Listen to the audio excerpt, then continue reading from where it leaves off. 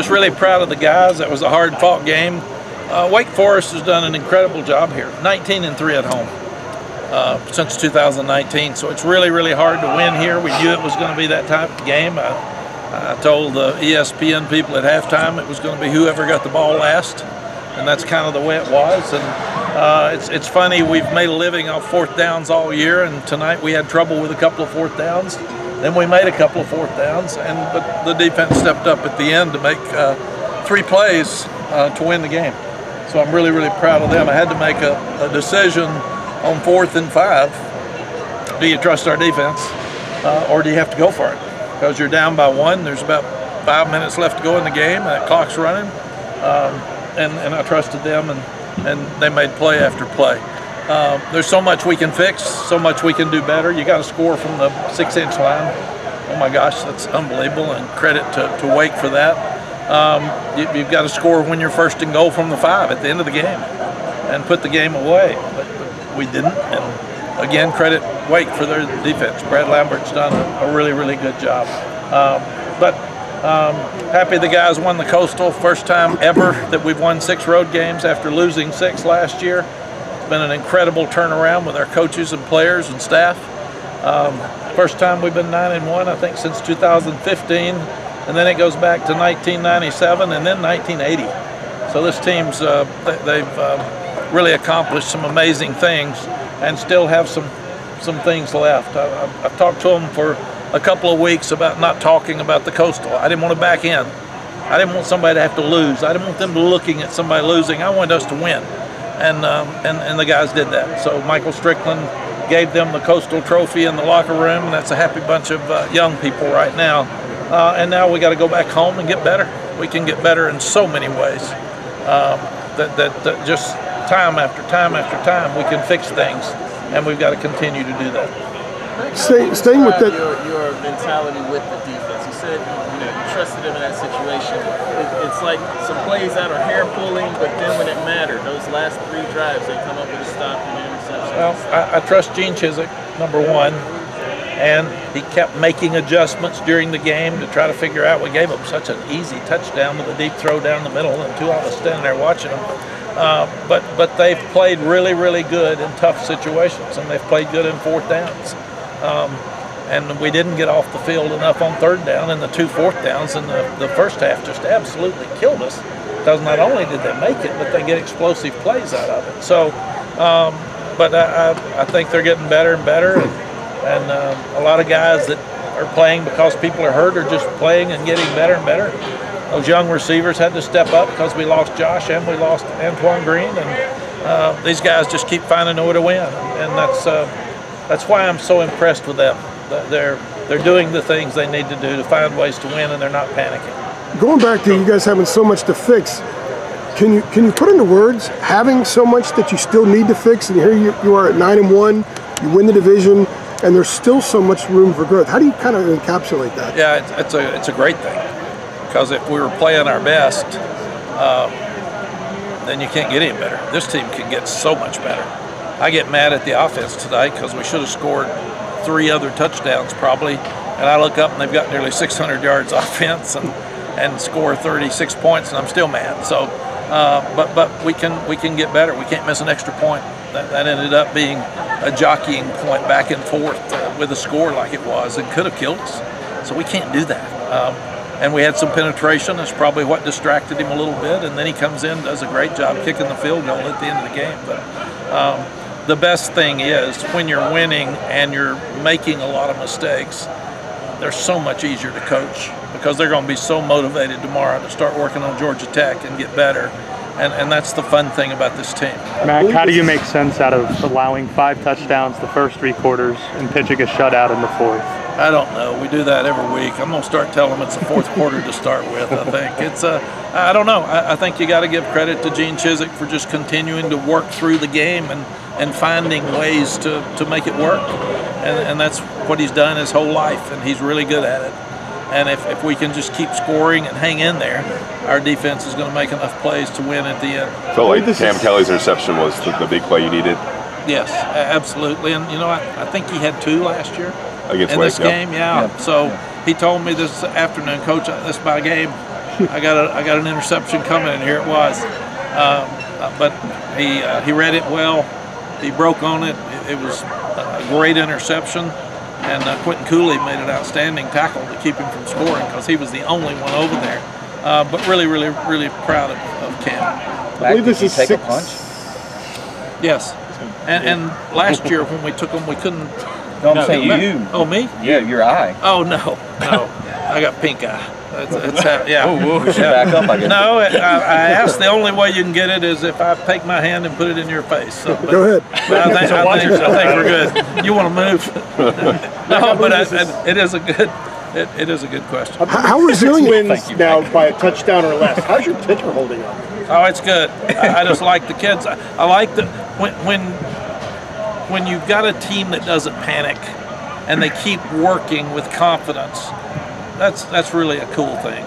You know, you have so many young people that panic and give up and get mad and get frustrated, and these kids didn't do any of that.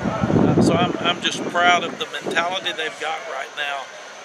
That whatever happens to him, I thought Adam was being nice instead of being a jerk about my eye. I was concerned. You were concerned. If you'd been concerned, you'd ask me when I walked up. So, but I thought when Adam said, "Did you take a punch?"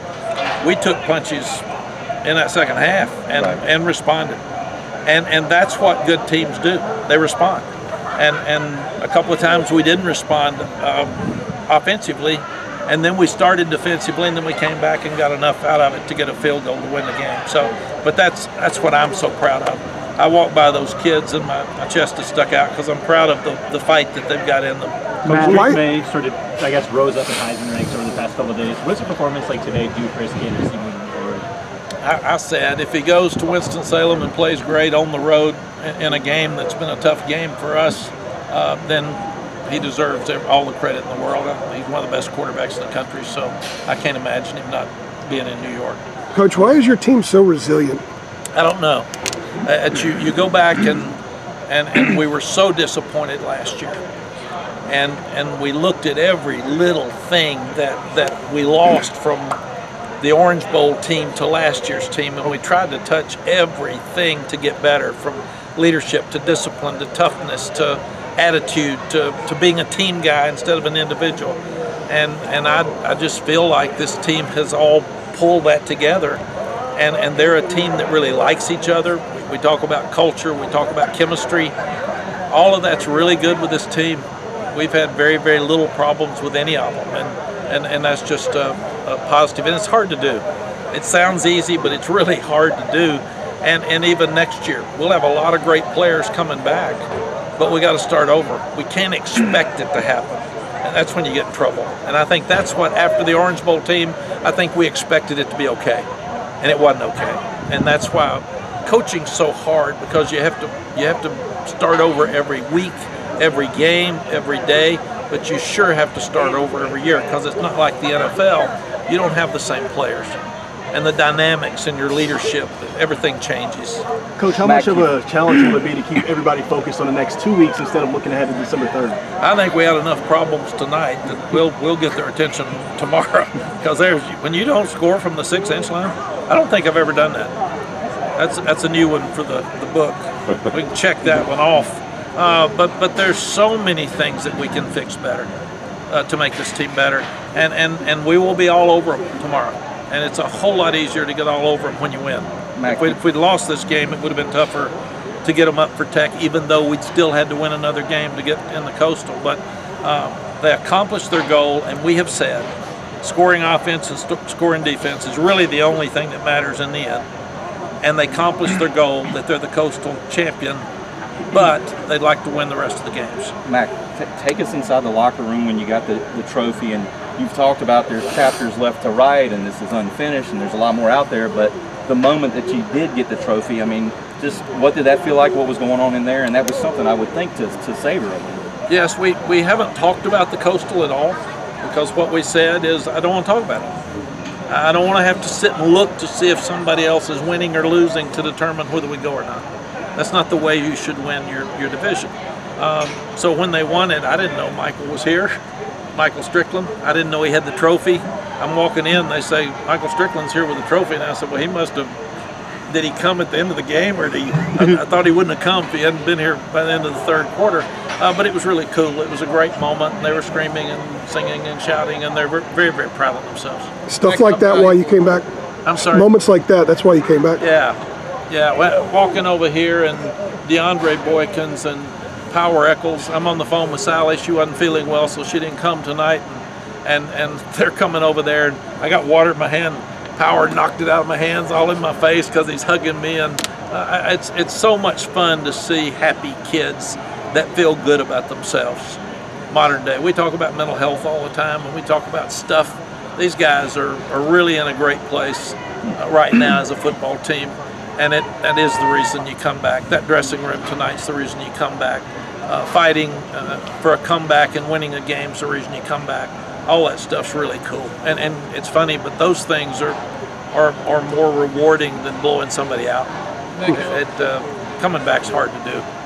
Sorry about that. How valuable was it looking back? Of course, you don't want anybody to. Got Oriole down there. What are you doing down there, Oriole? I got you back here, Mac. I got you. Of course, you don't want anybody out of the lineup, but how valuable was it for the receivers when Antoine is out already? Josh had to go back to the locker room, and I'm assuming there was no wide-eyed, deer in the headlights because of earlier in the season. No, I think it was a blessing probably that Josh and Antoine missed some early games, and Gavin and Kobe Paysour just played so good early, and they made some key plays again tonight. So that's what you got to do at the end of the year. This time of the year, people are banged up. And there's a lot of people that have to come out of a game or can't play, and you just got to keep going.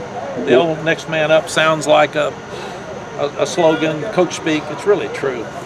And then Longo's got to keep calling the plays just like the other guys are out there. And any early update on Antoine? No, all they told us is after he got hit is he was out for the game.